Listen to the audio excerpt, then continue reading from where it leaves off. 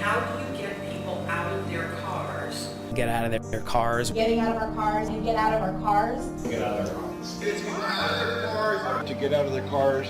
That will get people out of their cars. So the whole effort here is to get people out of their cars.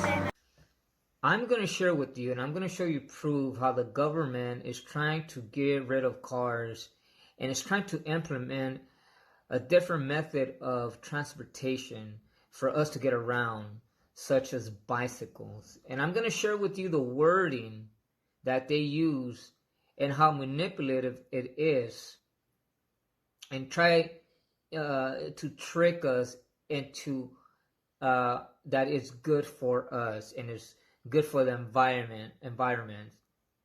And I'm going to provide you with documents and with videos so you can take a look at this. Now, this has been in the works for a long time, but the way that they are trying to or have been implementing it or trying to bring this agenda, I caught on to it the way the method that they're using. And once I read it to you, you're going to catch on and you're going to understand. We know that Charles Schwab and the World Economic Forum, they've been having meetings, and they've been talking about the Great Reset. And they've been talking about this new initiative of 15-minute cities. Everything's going to be within your reach. Everything is going to be within your distance of 15 minutes. Your work, your school, shopping, your home, everything is going to be within your 15 minutes. So that kind of makes sense, how, they're going to try to get, rid of cars. Obama and the elite are promoting that we ride bicycles. They want us to be confined to a 15-minute area. Are you okay with that? Are you okay with that program? But the main objective is to get more Angelenos out of their cars and onto public transportation or their bicycles. No, we're talking about trying to minimize, in the long-range plan, minimize single-occupant vehicle use. Now, the Great Reset is designed for you to live in a building. Now, in TJ, they're starting to build very tall buildings. I don't know how many stories, but these are huge, humongous apartment complex. But they already started it. And that's where you're going to live for the rest of your life, in that sector. And there's not going to be international travel, and if there is, there's going to be restrictions. But you're not going to be able to enjoy the life that you're living now.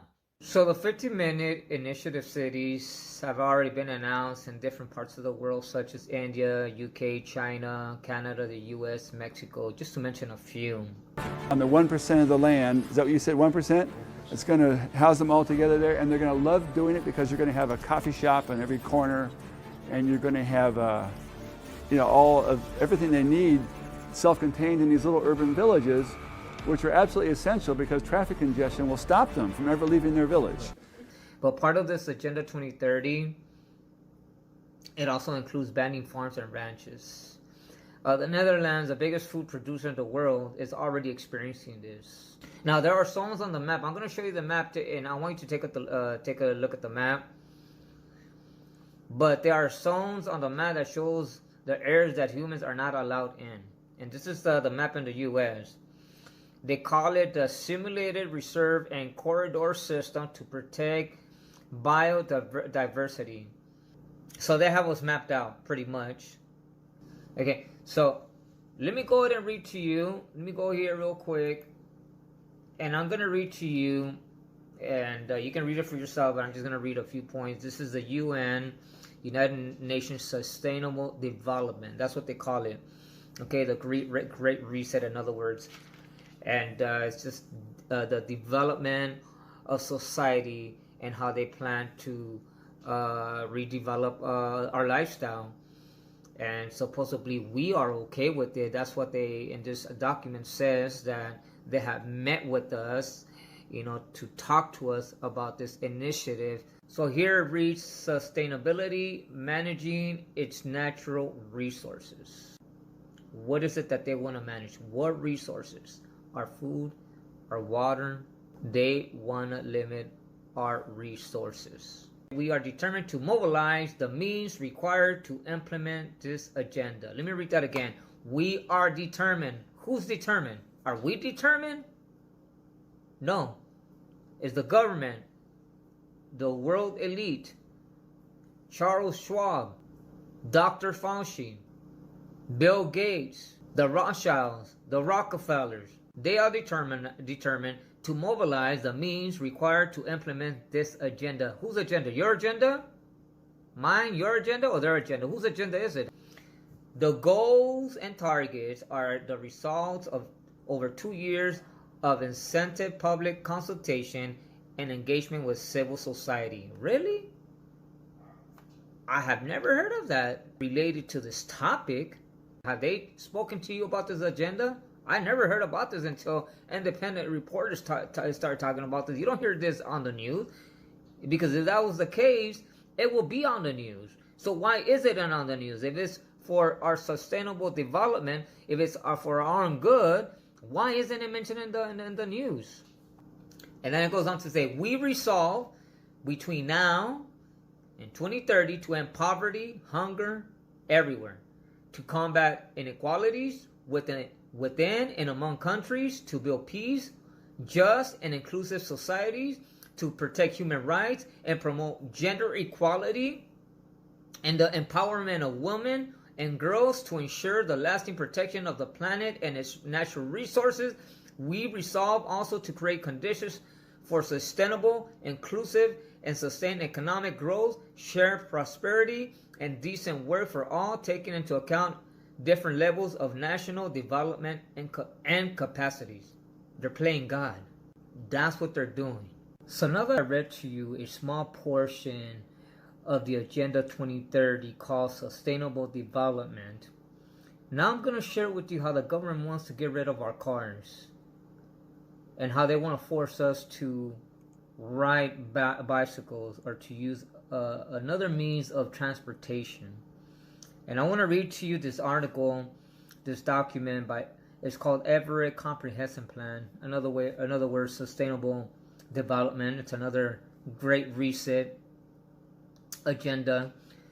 And in this article, in the introduction part, this is what it says. Note that the federal and the state governments have the potential to have a much greater impact with adoption of tools such as emission taxes, cap and trade programs, and vehicle fuel economy standards. Everett's greatest impact on emissions reductions will likely be through promoting a dense, compact land use pattern with mixed uses that support walking, bicycling, and transit use with open space conversation. Okay? This is, also right here talking about the 50-minute initiative program. And the article continues to say, promoting a balanced multi-modal transportation system and reducing the need, here it goes, to travel by car. You like the wording? You like the way they're putting it for us? You like the plan that they have created for you and I? Because they know what's best for us. After all, we're small-minded people. Who said that? Obama. In the United States. And for the international order that we have worked for generations to build. Ordinary men and women are too small-minded to govern their own affairs. That order and progress can only come when individuals surrender their rights to an all-powerful sovereign. Now let's look at the land use and transportation. Transit. Expand planning efforts to encourage higher density transit-oriented mixed-use income neighborhoods that are attractive, well-designed, enable people to move without reliance on automobiles. They want us to not rely on automobiles no more. So they're gonna, restructure the way we live. They're gonna completely change our lifestyle. There's something has to happen in order for them to come up with that plan. There you have it, trying to create a new world for us where everyone's inclusive.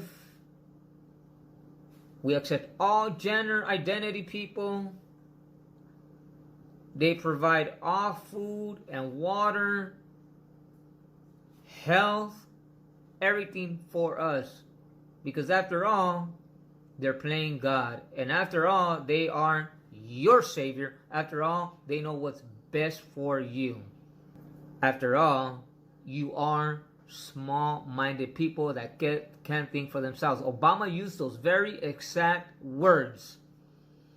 Are you a small-minded people that can't think for yourself? Are you going to let the government dictate how you live? How to live your life? I know that you're all stirred up in your spirit. And I know that there's an awakening in your soul. And I know that there's a godly, righteous anger against the evil agenda brought to you by Charles Schwab, the World Economic Forum, Bill Gates, and the rest of the elite. Even Hollywood is trying to push this agenda down your throat. Are you going to accept it? What are you going to do to fight back? Perhaps you don't have to do the you don't have the time to do the intense research, because there's so much information that I want to share with you, but I'm just summarizing it. But you can go back and you know read it yourself and look at it. But us people who are doing the work for you cannot do it without you. And what we need from you is to share our videos, make it go viral. Talk to your friends about this, the little bit that you know. And if you don't know how to explain it, and if you don't know how to expound on it, direct them to these type of videos. That's how you can contribute to this cause. Because believe me, we're in a fight that we never thought we will be in. And so there's different ways that you can help with this fight financially, because this takes time. This information I'm going to be translating it in Spanish. Not only am I going to translate it in Spanish so people can be able to read it themselves, I'm going to have to translate these documents that are not in Spanish. Everything takes time, and we need your financial support. If you're not a foot soldier, if you're not going to be an advocate, if you're not going to be out there protesting, if you're not going to be out there talking to people and bring awareness, I want to encourage you to help your independent reporters, your independent journalists, those individuals who are independently doing their research to get this information out. You see, I've been doing this for quite a while already on my own. I do this on my own because I understand the fight that we're in. And I'm going to leave it with this. Did you know that everything that I spoke to you about, it's already in the Bible? Did you know that climate change, it's in the Bible? The Bible, in the book of Revelation, it shows us supernatural weather patterns that are going to occur. Just how the elite are trying to cause a genocide, the Bible speaks of a genocide that's also going to take place. And I'm going to be talking about that. On my next video, I'm going to be talking about the book of Revelation and how the third seal of the book of Revelation, chapter 6, has already been opened. I'm going to prove to you that it has already been opened. So stay tuned. God bless you, and continue to fight the good fight of faith.